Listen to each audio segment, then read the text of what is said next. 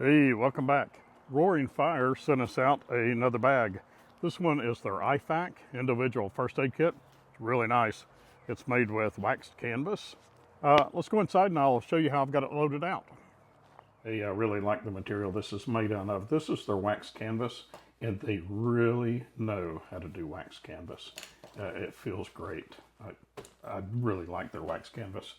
This one is, I'm gonna say, 8.5 inches, almost 9, with its overly stuffed.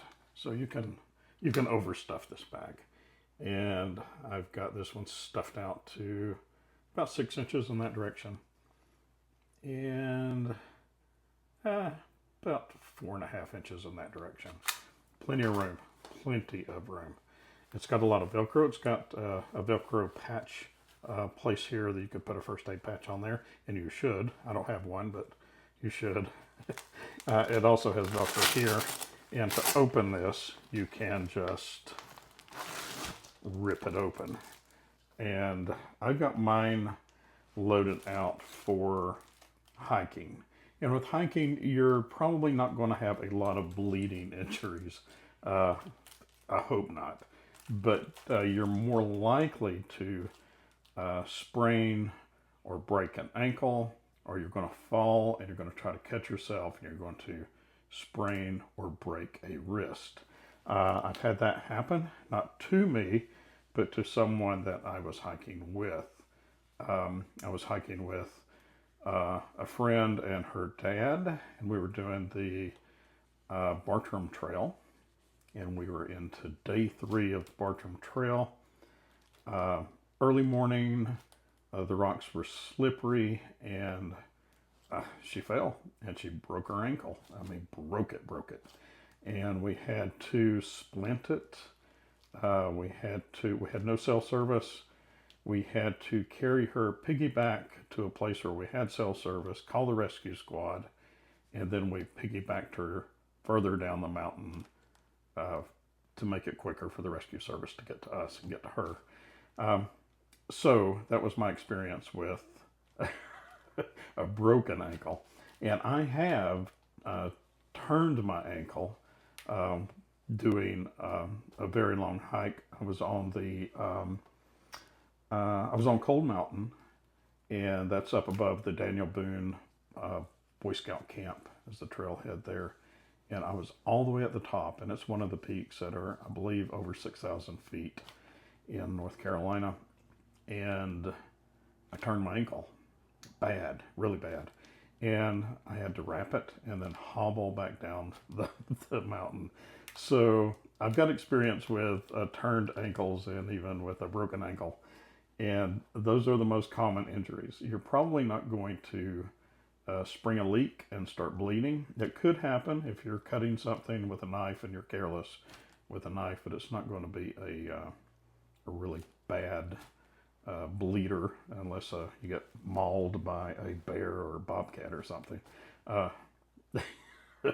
Otherwise, so I just have it loaded out for sprains and compression, bandages, things like that. And I'm not a medical expert. This is moleskin for foot blisters. Get a blister in your boot and cut some of that, and it's kind of cushy. You guys know what moleskin is. I've got a Sharpie. I've got one great big safety pin, and I've got a pack of smaller safety pins to create a sling if you twist your ankle or you need to immobilize a limb. I've got a triangular bandage in here, a couple of them actually. I've got a flashlight. I've got a Bic lighter. I have in here on a suspension clip, I've got my compact, and I've got a backup light. So I've got 2 lights. I also have a whistle, and this is a whistle that I'll keep in here, but this is the whistle that I keep on me at all times, and it's got a little button compass. I carry another compass too, but that's a backup compass. Really loud whistle. This one happens to have a thermometer on it, and it has a magnifying glass. A little hard to get out, but you can just trust me. There's a magnifying glass in there. Good for getting splinters out. scissors, tweezers, some swabs to apply some of these ointments, some gauze, probably too many of those, and in here, Band-Aids and some rubber stuff to, if you had to make a splint or hold a compression bandage on, that's handy for that. Gauze,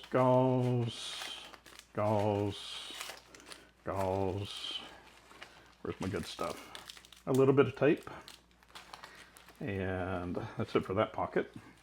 In here, I've got some rubber gloves. I don't like the rubber gloves that come with a first aid kit. I like extra large because they're easy to get on. And there's those other clips for the triangular bandage, and this stuff to wrap your wrist or your ankle. And here is that triangular bandage. I've got some burn cream, some sting cream, some alcohol and iodine, and a Mylar blanket. And is that it? I believe that is it, and that is enough for a day hike, or even a a 2 or 3 or 4 day hike. That's plenty. If you are building this out for another reason, if you're going to have this in a range bag, well, a range bag, you're probably more likely to be dealing with blood. And for a hiking bag, you're more likely to be dealing with a sprain or broken ankle or wrist, or both. So you may have to create a makeshift splint, and having some good compression bandages and things are good for that. And having a triangular bandage to immobilize an arm and hold it up next to your body so it's not flopping around. That is handy. So that's it. It has plenty of bungee cords. I like that when you rip it open, it's all laid out, and everything, it just flops open, and everything is right there where you need it. I like that it has all this elastic here too. Plenty of elastic. The pockets are nice and deep. This one has an elastic kind of closure to it, so things aren't falling out. And this has some Velcro on it, which is also good. So there's a pocket there. There's this elastic pocket. And this has some cushion to it. So if you put something in here, it's not going to, it's going to be protected. And more over here too, pockets and Velcro. On the outside, there is elastic straps here, so you can strap stuff to the outside. You may want to put this, your gloves, in a baggie, because if you've got a bleeder, that's the first thing you probably want to grab, is something to keep you from touching blood. It's got some molly straps here, and then it has more elastic and more bungee. Very, very well made. It's got a grab loop, so this would be down in your backpack, and reach down and yank it out, and then grab it and rip it open, and everything just falls out. Really like the way this thing is made. Perfect for an IFAC. And there are other IFACs out there that follow a similar design. I really like this. I really like it. I think for an individual first aid kit, that's the way it should be made. It should be made like this. We just rip it open and everything's there. I like their construction. Of all the bags that I've had, this is my 4th bag, and they've sent me all of them, full disclosure. But other than that, I'm not affiliated with them. And I like the quality and the construction, and I love the wax canvas. This also comes in like a ballistic nylon, but this feels good. And it looks good too. So I mean, if you're going to carry an IFAC, why not have one that looks good? I would suggest getting a Red Cross sticker there, or something that says first aid, and stick on there. You'll know it's an IFAC, but somebody else may not. And there's some other loops right there. All right, let me see if I can get all this back together. Hey, just a real quick reminder, we're leaving in 1 week. So we're moving from here, and the channel will be changing a little bit. The name will change, but I will give you all a heads up before we do that. The icon will be the same, and just stay tuned, and who knows what it'll be. We'll see. It's maybe as much of a surprise to me as it is to you. A lot of the same stuff, some new stuff. We'll just be on the road, doing different things, and we're going to take you guys along with us. So stay tuned, and back to the video. Here are the Roaring Fire bags that I already have. This is their tool roll. This is also in wax canvas. God, feels so good.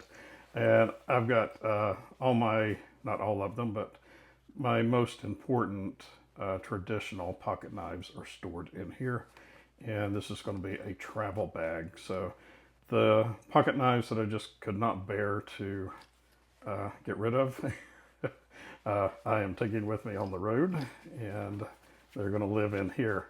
And this will keep it well protected. So this is one of their tool rolls. They have a bigger tool roll than this. And this is their smaller tool roll. And here's another one in waxed canvas.